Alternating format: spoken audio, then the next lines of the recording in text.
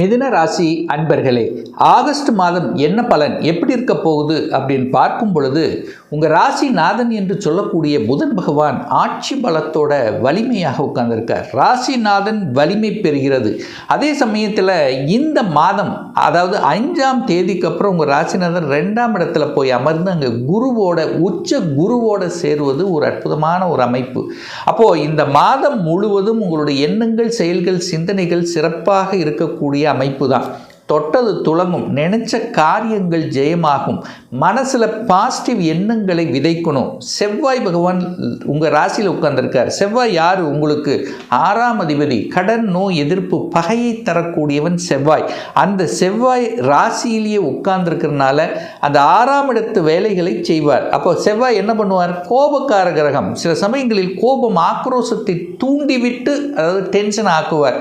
So அதில் போகக்கூடாது. கோபம், ஆக்ரோஷத்தை முழுமையாக தவிர்க்கப்பட வேண்டும் இந்த மிதுன ராசி என்பர்கள். அதே சமயத்தில் பார்த்தீங்கன்னா 6ஆம் அதிபதி உங்கள் தலைமையில் உட்கார்ந்துருக்கார். கடன் தன்னுடைய கெப்பாசிட்டிக்கு மேலே போயிடக்கூடாது. அப்போ கடன் கேட்ட இடத்துல கடன் கிடைக்கும். அப்போ கடன் தன்னுடைய கெப்பாசிட்டிக்கு மேலே போயிடக்கூடாது. ஹெல்த் சார்ந்த விஷயத்திலும் கொஞ்சம் அக்கறை எடுத்துக்கொள்ள வேண்டும் என்பதையும் ஞாபகத்தில் வைத்துக் கொள்ளுங்கள். ஏன்னா 6ஆம் அதிபதி உங்கள் ராசியிலேயே உட்கார்ந்துருக்கார். அப்போ ஹெல்த் சார்ந்த விஷயங்கள் அக்கறை எடுத்துக்கணும். சரியான உணவு பழக்கங்கள், உடற்பயிற்சி அப்படிங்கிறது ரொம்ப முக்கியம் மிதுன ராசி அன்பர்கள். பட் செவ்வாய் இருக்கிறதுனால வேகமாக, விரைவாக, சுறுசுறுப்போட, தன்னம்பிக்கையோடு செயல்படக்கூடிய அமைப்புகள், பெரிய மனிதர்களின் தொடர்புகள் கண்டிப்பாக ஏற்படுத்தும். ஏன்னா உங்கள் ராசிநாதனோட சூரியன் இணையப் போகிறார். அப்போ நிச்சயமாக குரு அங்கே இருக்க போகுது. முயற்சியால் பலிதமாகக்கூடிய தன்மை, அதாவது கொஞ்சம் அலைச்சல், திருச்சல், டென்ஷன், ப்ரெஷரை கொடுத்தாலும் இறுதியில் வெற்றி என்பது கன்ஃபார்ம் இந்த மிதுனராசி அன்பர்களுக்கு. சார், குடும்பம் சார்ந்த விஷயம், தனம் சார்ந்த விஷயம், வாக்கு சம்பந்தப்பட்ட விஷயங்கள் எப்படி இருக்கும் அப்படின்னு பார்க்கும் பொழுது 2ஆம் இடத்தில் குரு பகவான் உச்சமாக உட்கார்ந்திருக்கார். தனக்காரக கிரகம் வலிமை பெறுகின்ற ஒரு மாதம். அப்போ என்ன ஆக போகுது? பொருளாதார மேன்மையை கண்டிப்பாக கொடுக்கும். உங்களுடைய எண்ணங்கள், செயல்கள், சிந்தனைகள் எல்லாம் பொருளாதாரத்தை எப்படி அபிவிருத்தி செய்வது, எப்படி வளர்ப்பது என்கின்ற நாட்டம், எண்ணம், உணர்வு கண்டிப்பாக உண்டு. ஏன்னா நீங்கள் 2ஆம் இடத்தில் உட்கார்ந்துருக்க போகிறீங்க. 10ஆம் அதிபதி 2ஆம் இடத்தில் இருக்கார். அப்போ தொழில், தனம் கனெக்ட் ஆகுது. அப்போ தனம், தொழிலில் இன்வெஸ்ட் பண்ணுறது அல்லது தொழில் மூலமாக தனத்தை பெருக்குவது, ஸோ இந்த மாதிரியான விஷயங்களில் கண்டிப்பாக உண்டு. 3ஆம் அதிபதி அங்கே இருக்கிறதுனால முயற்சியால் வெற்றி. தன்னம்பிக்கைக்கார கிரகம் உங்களோட சேர்றார். அப்போ தன்னம்பிக்கை கிடைக்கும். எதையும் சாதிக்கலாம், எதையும் செய்யலாம் என்கின்ற உத்வேகத்துடன் செயல்படக்கூடிய தன்மை இந்த மாதம் மிதுனத்துக்கு நிச்சயமாக உருவாக்கும். பொதுவாகவே இந்த மிதுனராசி என்பவர்கள் புதனுடைய ஆதிக்கத்தில் பிறந்தவர்கள். கரெக்டாக? அறிவாளிகள், புத்திசாலிகள், எல்லா விஷயத்தையும், எல்லா நுணுக்கத்தையும் கற்று தேர்ந்தவர்களாக, எந்த டாபிக் கொடுத்தாலும் அதில் ஒரு அறிவுங்கிறது உங்களுக்கு இருக்கும். ஸோ எல்லாத்தையும் தெரிந்து வைத்து கொள்ளக்கூடியவர்கள். உங்களை அவ்வளோ சீக்கிரம் ஏமாத்திட முடியாது அப்படிங்கிறது தான் இந்த இடத்துல சொல்ல வர.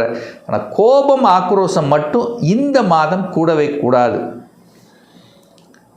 4ஆம் இடம் என்பது சுகஸ்தானம். அங்கே போய் சுக்கிரன் உட்கார்ந்துருக்கார். உங்கள் சுகத்தை பெருக்கி கொள்ளக்கூடிய ஆர்வம்ங்கிறது கண்டிப்பாக ஏற்படுத்தும்.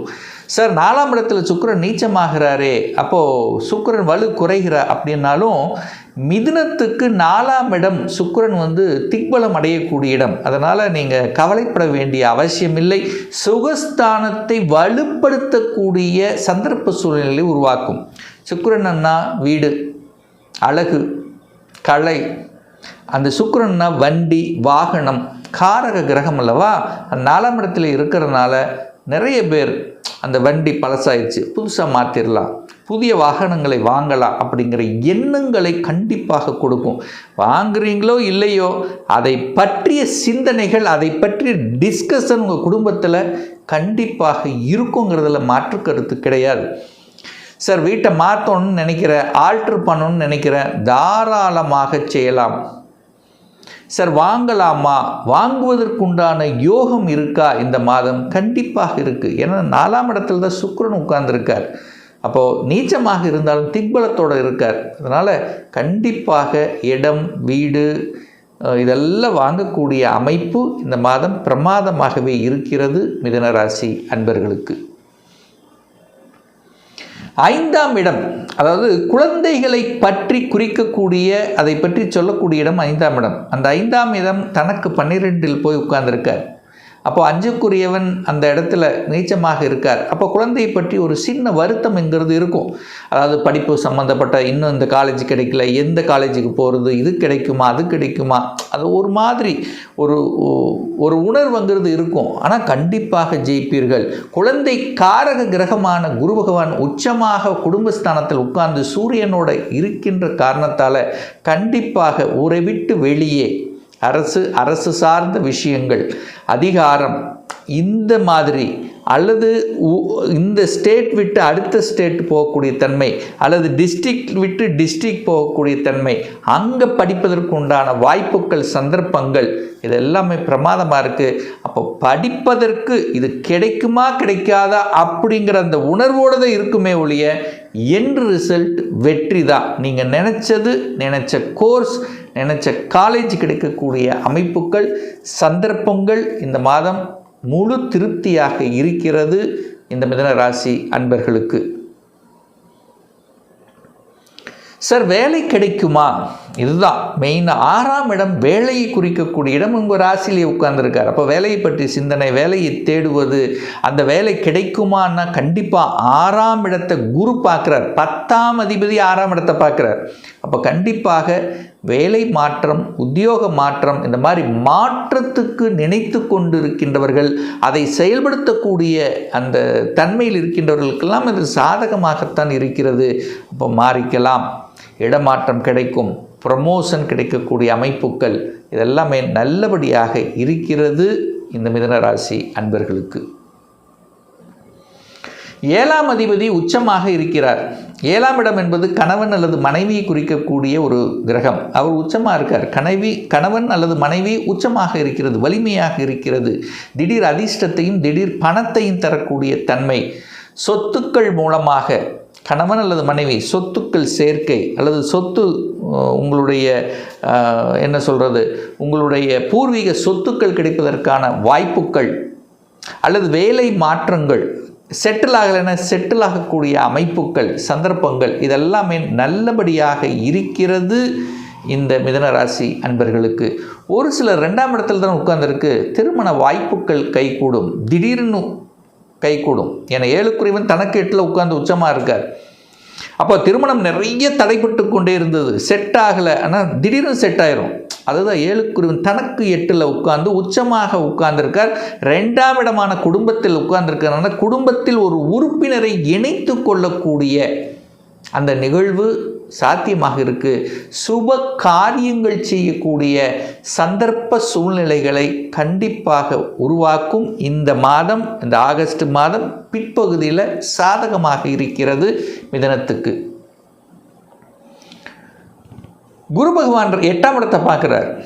ஒரு நல்லவர் 8ஆம் இடத்தை பார்க்கும்போது கண்டிப்பாக ஊரை விட்டு நகரக்கூடிய வாய்ப்புகள், அதாவது நீங்களே திங்க் பண்ணிகிட்டு இருப்பீங்க, ஒரு சேஞ்சஸ் கொடுத்தா நல்லாயிருக்கும், ஒரு மாற்றமாக இருந்தால் நல்லாயிருக்கும், அல்லது ஒரு வெளிநாட்டு போகக்கூடிய தன்மை இருக்கா, அல்லது வெளிநாட்டு வேலை கிடைக்குமா, வெளிநாட்டு தொடர்புகள் கிடைக்குமா அப்படின்னா கண்டிப்பாக உண்டு. ஒன்று வெளிநாட்டு நண்பர்கள் அறிமுகப்படுத்தக்கூடிய அமைப்பு, அல்லது வெளிநாட்டின் மூலமாக தனவரவு கிடைக்கக்கூடிய அமைப்புகள், சந்தர்ப்பங்கள், இதெல்லாமே நல்லபடியாக இருக்கக்கூடிய ஒரு மாதம். மறைந்த பணம், அதாவது எங்கேயோ கொடுத்து வச்சு ஒரு இன்சூரன்ஸில் போட்டு அதெல்லாம் ரிட்டன், இந்த டைமில் ரிட்டன் வருவதற்குரிய வாய்ப்புகள், சந்தர்ப்பங்கள் உண்டு. 10ஆம் இடம் என்பது தொழில். அந்த இடத்துல சனி உட்கார்ந்துருக்கார். 8ஆம் அதிபதி 10ஆம் இடத்துல இருந்து இப்போ வக்ரமாக உட்கார்ந்துருக்கார். மாற்றம் வருதா ஏற்றுக்குங்க. இந்த கோபப்படுறது, ஆக்ரோஷம் கூடவே கூடாது. கரெக்டாக, ஏன்னா செவ்வாய் ராசியில் உட்கார்ந்துருக்காரா, யாராவது ஏதாவது சொல்லிட்டான்னு டக்குன்னு கோபம் வரும். அந்த கோபம் வரக்கூடிய தன்மை இருக்கும். ஏன்னா சூரியன் வந்து 3ஆம் இடத்துல ஆட்சியாக இருக்க போகிறாரா, அப்போ இந்த கௌரவத்துக்காக அந்த ஒரு என்ன சொல்கிறது, ஒரு ஸ்ட்ராங் அந்த தன்னுடைய அந்த அதிகாரத்தை செலுத்துவது, இதெல்லாம் இந்த மாதம் கொஞ்சம் நிறுத்தி வைக்கிறது. அதாவது வளைஞ்சு நெளிஞ்சு இடத்துக்கு தகுந்த மாதிரி செயல்படுவது நல்லது. நல்ல மாற்றம் தான். எனக்கு குரு சனியை பார்க்குறார், சனி வக்ரமாக இருக்கார். அப்போ உக்ரமாக செயல்படக்கூடிய 8 வலியை கொடுத்தது அந்த வலி நிவாரணமாக இருக்கிறது. அப்போ நான் என்ன சொல்ல வரேன்னா, வேலை மாற்றம், உத்தியோக மாற்றம் எது வந்தாலும் அதை ஏற்றுக்கொள்வது நல்லது. இந்த கோபம், ஆக்ரோஷம் பட்டுட்டு டக்குன்னு முடிவெடுக்கிறது, டக்குன்னு வேலையை விடுறது, கோபப்பட்டு எடுக்கக்கூடிய விஷயங்கள் கூடாதுங்கிறத மைண்டில் வச்சுக்கோங்க. ஆக மொத்தம் இந்த மிதுனராசி என்பர்களுக்கு இந்த ஆகஸ்ட் மாதம் நல்ல மாற்றத்தை, இடம், நிலம், வீடு இதெல்லாம் நல்லாயிருக்கும். ஒரு நல்ல செய்தியை கொடுக்கக்கூடிய ஒரு ரொம்ப நாளாக இந்த முயற்சி எடுத்தேன் சார், இது சக்ஸஸ் வரல, இந்த மாதம் அது கிடைப்பதற்கும் குழந்தை நலனை பேணுவதற்கும் இது ஒரு அற்புதமான ஒரு மாதமாக திகழ்கிறது மிதுனராசி அன்பர்களுக்கு. ஒரு துல்லிய பலன் 2026 எப்படி இருக்க போகுது, உங்களை பற்றி தெரிஞ்சுக்கணும். வேலையா தொழிலா? வேலைன்னா எப்போ ப்ரமோஷன் கிடைக்கும், தொழில்னா எப்போ சொந்த தொழில் செய்வதற்கான கொடுப்பினை இருக்குது, திருமணம் தடைப்பட்டு கொண்டே இருக்குது, எப்போ சார் திருமணம் நடக்கும், எப்போ தான் நமக்கு குழந்தை பாக்கியம் கிடைக்கும், எப்போ இடமாற்றம், எப்போ நான் வீடு கட்டுவேன், எந்த கோர்ஸ் படிப்பதற்குண்டான கொடுப்பினை இருக்குது, இது போன்ற கேள்விகளுக்கு துல்லியமான பதிலை நம்மால் கூற முடியும். ஒரு பர்சனல் கன்சல்டேஷன் எடுத்துக்கணும், ஒரு சுயஜாதகம் பார்க்கணும் என்று விருப்பப்படக்கூடிய அன்பர்கள் டிஸ்பிளே தெரியக்கூடிய நம்பருக்கு வாட்ஸ்அப் மூலியமாகவோ ஃபோன் கால் மூலியமாகவோ தொடர்பு கொண்டு நேரடியாகவோ அல்லது ஆன்லைன் மூலமாகவோ அப்பாயின்மெண்ட் பெற்றுக்கொண்டு கன்சல்டேஷன் எடுத்துக்கலாம். நம்மளுடைய அலுவலகம் மேட்டுப்பாளையம், அதாவது கோயம்புத்தூரிலிருந்து மேட்டுப்பாளையம் செல்லும் வழியில் வெள்ளக்கிணர் பிரிவு அன்னபூர்ணா ஹோட்டலுக்கு பக்கத்தில் அமைந்துள்ளது. பிரியர் அப்பாயின்மெண்ட் வாங்கிட்டு நேரடியாக கன்சல்டேஷன் எடுத்துக்கலாம். நம்முடைய சேனலை நீங்கள் ஃபஸ்ட்டு டைம் பார்ப்பவர்கள் என்றால் மறக்காமல் சப்ஸ்கிரைப் பண்ணிக்கிங்க. பக்கத்தில் இருக்கக்கூடிய பெல் பட்டன் மற்றும் ஆல் நோட்டிஃபிகேஷனை கிளிக் பண்ணும்போது நான் போடக்கூடிய அடுத்தடுத்த பதிவுகள் உங்களுடைய நோட்டிஃபிகேஷனில் வந்து சேரும். மீண்டும் ஒரு நல்ல பதிவில் உங்களை சந்திக்கும் வரை உங்களிடமிருந்து விடைபெறுவது உங்கள் அஸ்ட்ராலஜர் டாக்டர் சதீஷ்.